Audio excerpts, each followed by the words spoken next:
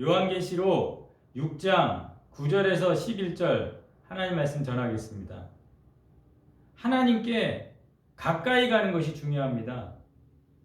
하나님께 가까이 가게 하기 위해서 예수님은 자신의 육체로 십자가에 죽으여 피 흘림으로 살 길을 하나님께 가까이 가게 우리를 위해서 그렇게 여실 정도로 그렇게 예수의 피로 가장 가치 있게 하나님께 가까이 가는 길을 열어놓으셨죠. 오늘 본문에는 하나님께 가까이 있는 존재들이 소개되고 있습니다. 9절에 죽임을 당한 영혼들은 순교자들이고 이 순교자들은 제단 아래 있다 이렇게 얘기합니다. 제단 아래 있다라는 것은 희생 제물로 죽었고 희생 제물을 하나님이 받으셨다. 그 희생 제물의 피를 번제단 밑에 이렇게 쏟았거든요. 자, 제단 아래 있다라는 것은 희생 제물로 제단 아래에서 하나님께 바쳐졌다.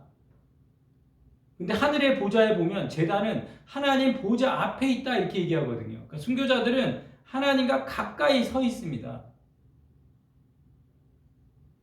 땅의 관점에서 보면 헛되이 죽은 것 같아 보이지만 하늘의 관점에서 전혀 다르다. 하나님이 귀하게 여기시고 관심을 갖고 있는 것을 우리에게 말해줍니다. 그러므로 우리는 이 죽임당한 영혼들을 통해서 하나님께 가까이 가는, 하나님과 가까운 사이가 되는 그 비결, 오늘 9절에 그들이 왜 죽었느냐? 하나님의 말씀과 그들이 가진 증거로 말미암아 이렇게 얘기합니다. 자, 이 말씀을 히브리서 4장 2절에서는 이렇게 얘기합니다. 우리도 복음 전함을 받은 자다. 그러니까 이 복음 전함, 하나님의 말씀, 그리고 그 증거, 그게 이제 복음 전함이거든요. 그래서 그걸 받았습니다. 들었습니다. 그래서 들은 바 그 말씀이 그들에게 유익하지 못한 것은, 그러니까 들었는데 그 말씀이 전혀 유익되지 못한 이유가 뭐냐? 듣는 자가 믿음과 결부시키지 아니함이라 이렇게 얘기합니다. 하나님의 말씀을 받았으면 그 들은 그 말씀이 믿음과 연결이 되어야 되는 거죠. 들은 것을 위해 목숨을 걸어야 됩니다. 하나님의 말씀으로 실제로 살아서 그 증거가 될 때 우리는 하나님이 볼 때 너의 믿음은 진짜구나. 그렇게 믿음이 진짜가 될 때 하나님과 가까워진다는 것입니다. 그것을 위해 목숨을 거는 자들이 하나님과 지금 가까이 있는 모습을 하늘에서는 우리에게 보여주고 있습니다. 이게 하나님과 가까운 존재들이 하나님께 이제 어떤 요청을 하고 있는데 10절에 보니까 땅에 거하는 자들을 심판해서 우리의 피를 갚아주시지 아니하겠습니까? 그 어느 때까지 하시려 하나이까? 이런 요청을 왜 하게 되냐면 하나님과 가까운 존재가 되면은 확신이 생깁니다. 어떤 확신이 생기냐면은 하나님은 땅에 거하는 자들을 그냥 두시지 않는다라는, 가만 놔두지 않을 거라는 확신이 생깁니다. 이런 확신은 어느 때까지 하시려 합니까? 질문할 수밖에 없죠. 왜요? 확신을 가지고 있으니까. 이건 당연한 반응입니다.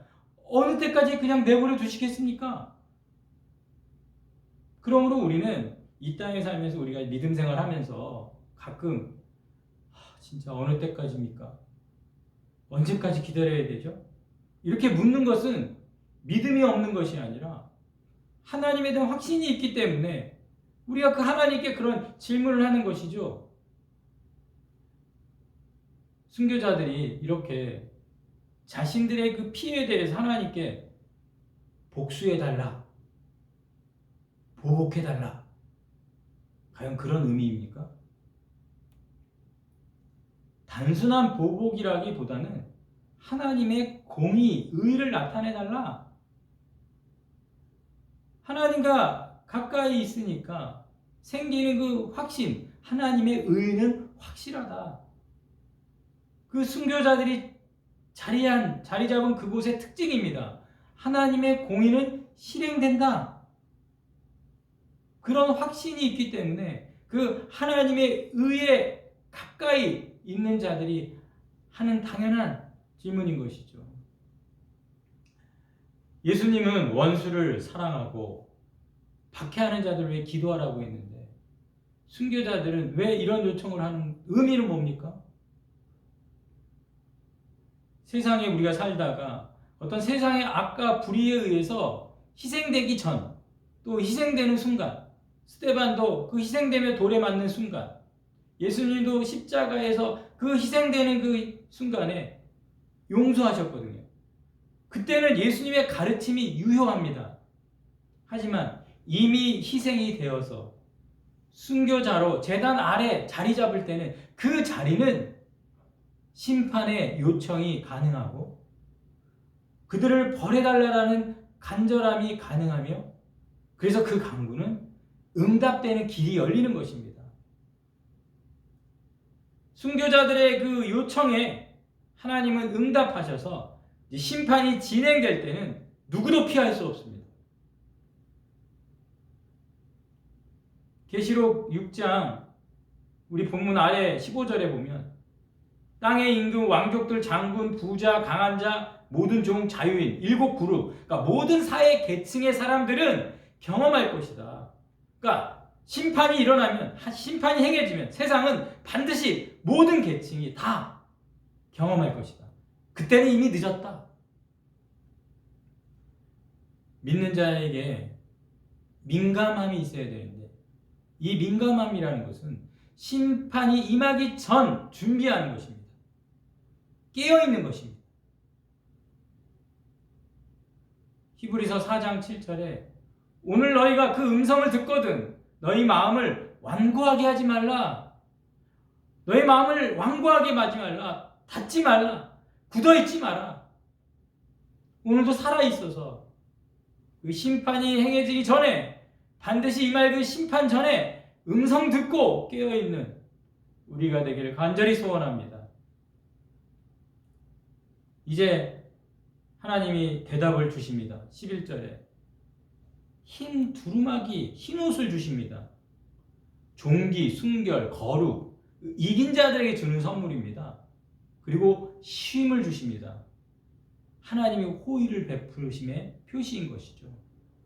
그런데 11절에 아직 잠시 동안이라는 기다림의 시간을 말합니다. 흰 옷을 주시고 쉼을 주시는데 아직 잠시 동안 기다림의 시간을 하나님은 말씀하십니다. 근데 그 기다림의 시간이 11절에 보니까 그 수가 차기까지 우리는 순교자들의 그 숫자가 차야 되는구나 그렇게 생각하는데 이 수, 넘버라는 것은 원문에는 없습니다. 번역할 때 삽입된 표현인데 하나님이 순교자들이 한 명 죽었네, 2명 더 죽었네 이렇게 수를 세면서 기다린다는 그 의미라기보다는 이 플레로운이라는 이 단어는 완성하다, 마치다. 그러니까 충성된 신자들이 증언을 마칠 때까지 하나님의 목적이 완성될 때까지 잠시 이 동안 이렇게 말씀하시는 거죠. 자, 순교자들은 하늘의 보좌에서 쉬고 있습니다. 그러면 충성된 신자들은 이 땅에서 증언함을 통해서 그 모든 목적이 완성될 때까지 잠시 동안 그런데 이 땅에서는 여전히 그 충성된 신자들과 싸우고 있는 이 땅의 사탄의 박해도 잠시 동안 계속된다라고 말씀하시고 하늘에서 사탄이 추방이 돼서 땅 위로 내려와 그 땅을 힘들게 만드는 망하게 만드는 그 시간 그래서 감금되기 전 그 잠시 동안 그래서 놀라운 것은 하늘의 관점은 이 땅에서 주어진 시간은 잠시 동안 우리가 주어진 하나님의 심판이 임하기 전 그 잠시 동안 주어진 시간에 우리는 거짓과 가식으로 자기 자신을 섬기고 자기 보존을 위해서 사라져버릴 그 잠시 동안에 사는 세상에 집착하고 있다면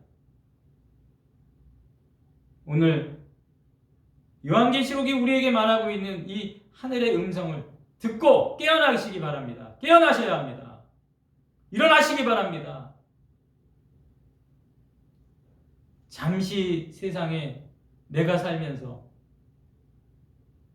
잠시 세상에 믿는 자로 살면서 열린 천국문 내가 들어가 세상 짐을 내려놓고 빛난 면류관 받아 쓰고서 주와 함께 길이 살리라, 영원히 살아가야 될 그 흰옷 입고 면류관 쓰고 살아갈 그 하늘의 소망을 가지고 살아가시기를 주님의 이름으로 축원합니다.